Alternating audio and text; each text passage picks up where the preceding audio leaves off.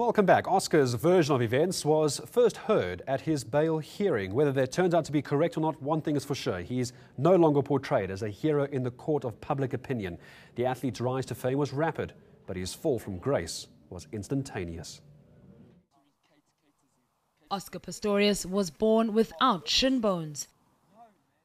When he was still a baby, Pistorius's parents made the difficult decision to have his legs amputated below the knee, meaning prosthetics were part of his life from an early age. Pistorius's parents divorced when he was 6, and when he was just 15, his mother passed away. He'd always been sporty, but while he was at school here at Pretoria Boys High, his passion was rugby, not athletics. As a 13, 14, 15-year-old boy ever envisaged where he was going to go. He got hurt playing rugby with his artificial legs.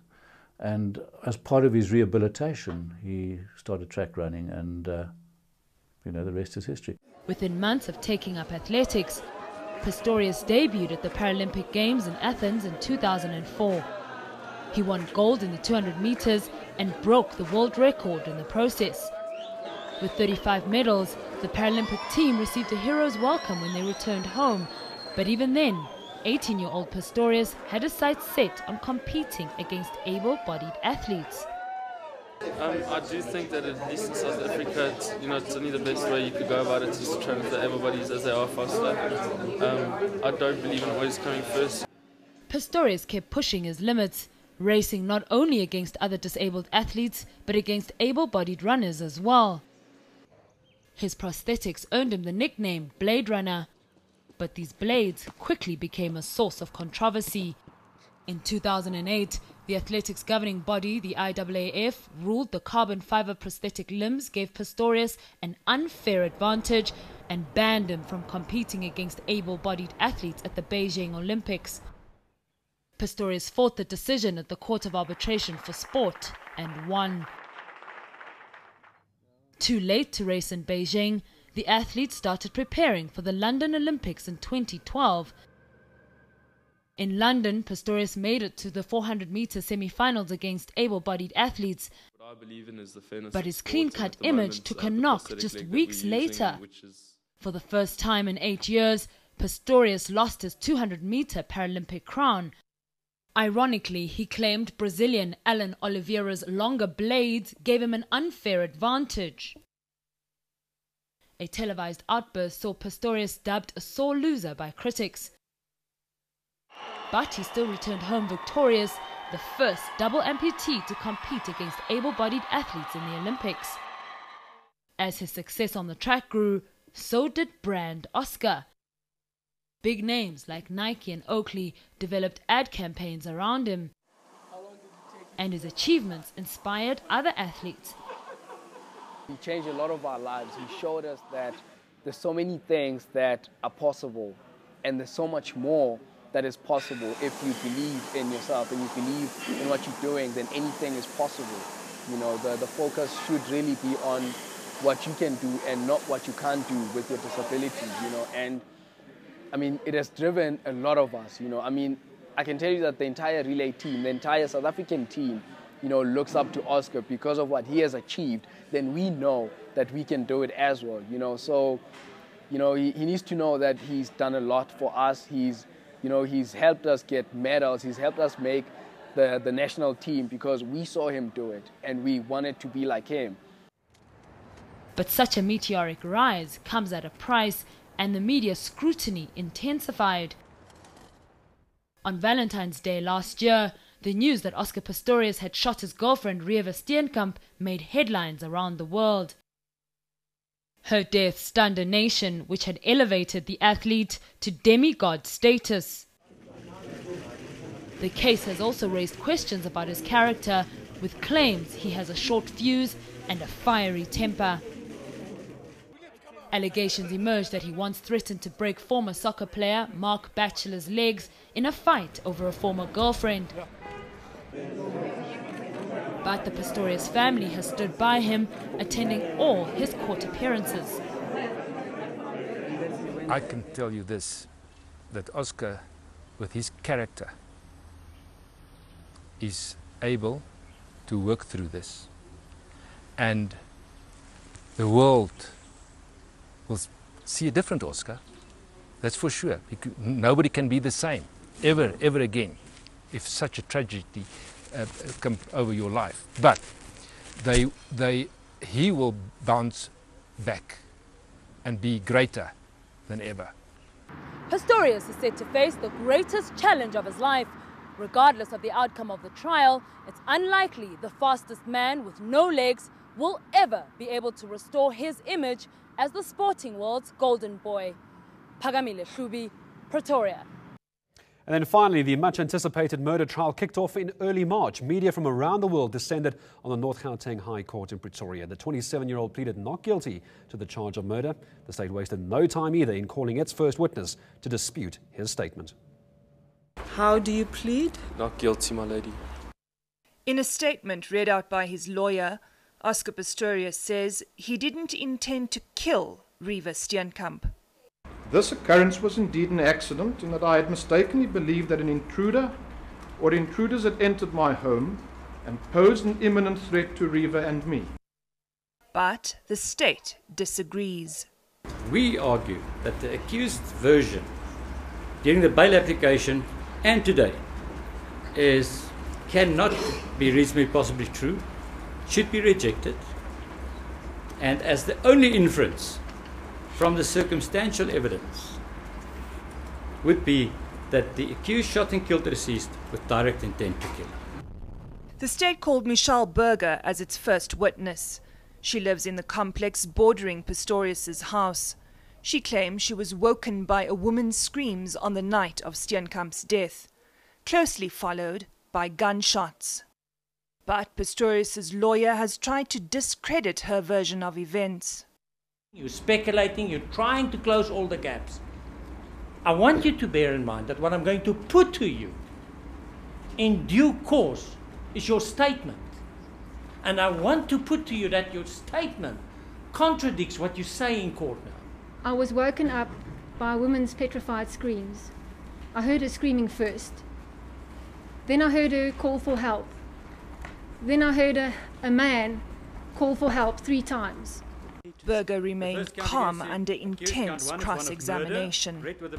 Pistorius is really anxious, and he screams when he pitches his voice. We'll call a witness in that respect. If I put it to you, it sounds like a woman, what would you say? That it's not true? Milady, I don't think I've ever heard Mr. Pistorius screaming. The defense had to explain its line of questioning to the judge, suggesting Burger didn't hear Steenkamp in distress, but Pistorius calling for help after the shooting. Pistorius's legal team has argued Burger may have mistaken the sound of the Paralympian breaking down the bathroom door with a cricket bat for gunshots. Well, several witnesses testified to hearing both a man and a woman screaming, and then allegations emerged of policemen with sticky fingers and of blunders made while collecting evidence. Now, please note, the following report contains graphic images. Former station commander Colonel Squimby van Rensburg has testified that he was the first officer to arrive at Oscar Pistorius' home the night that Reeva Steenkamp died. Van Rensburg says he discovered an emotional Pistorius shirtless and on his prosthetic legs. The athlete was so distraught that he was unable to speak. Van Rensburg described the crime scene and the toilet where Steenkamp was shot. He thought it unlikely an intruder could have been in the bathroom. I also looked out the window just to ascertain as to whether there was any means in which somebody from outside could have gained entry through that window. The former commander also described seeing 8 of Pistorius's expensive watches and how shocked he was later to discover that one of them had been stolen. We body search everyone. We even searched the vehicles of all the forensic experts on the scene without giving anyone permission to leave. We couldn't find the watch. Advocate Barry Rue questioned Van Rensburg's claim that he was the first officer on the scene and raised fresh concerns about how the crime scene was treated. So I turned my head to where the firearm has been cocked to see what is going on. And at that particular moment, the ballistic expert was having the firearm in his hand without gloves. Van Rensburg was not alone that morning. During cross-examination, it emerged that former detective Hilton Botha was with Van Rensburg when he first inspected the crime scene. Botha admitted during the bail application last year that he didn't wear protective shoe coverings at the scene. He's since resigned under a cloud. Arguably, the state's most damning evidence came from its ballistics expert, Captain Chris Mangena. He testified that Riva Steenkamp held her arms in a defensive position when Oscar Pistorius fired the shot that killed her. Ballistics expert Chris Mangena gave a graphic account of Riva Steenkamp's final moments. He believes the first bullet hit Steenkamp while she was standing, facing the bathroom door. The impact caused her to fall backwards. The second bullet ricocheted off the wall and Steenkamp was hit by the fragments. The third bullet struck her right elbow. Steenkamp was covering her head with her hands when the fourth bullet hit her. It went through her left hand into her head, where it split, causing 2 exit wounds from her skull. Steenkamp's mother, June, didn't flinch as she listened to Mangena's testimony, but Oscar Pistorius was clearly upset. Mangena also refuted Pistorius's claims he fired the shots in quick succession. My lady, we look at the wound sustained by the deceased. If it's 2 double taps, she's in a standing position. I would expect both wounds to be here. The first double tap, if it's double tap and then double tap, then all the wounds will be here on this position. Wow. There won't be any chance for the deceased to change position in that instance. It's impossible. Several witnesses have testified they heard Steenkamp scream between the shots. Blood spatter expert Ian van der Nest was next on the stand. He testified that none of Steenkamp's wounds were as a result of blunt force trauma, and that the blood on the wall and the railings were caused by Steenkamp being carried down the stairs. Van der Nest has also supported Mangena's testimony about Steenkamp being in a defensive position. The arm would have to have been raised so that the defects and that the tissue particulate could have been deposited in around that area on the vest.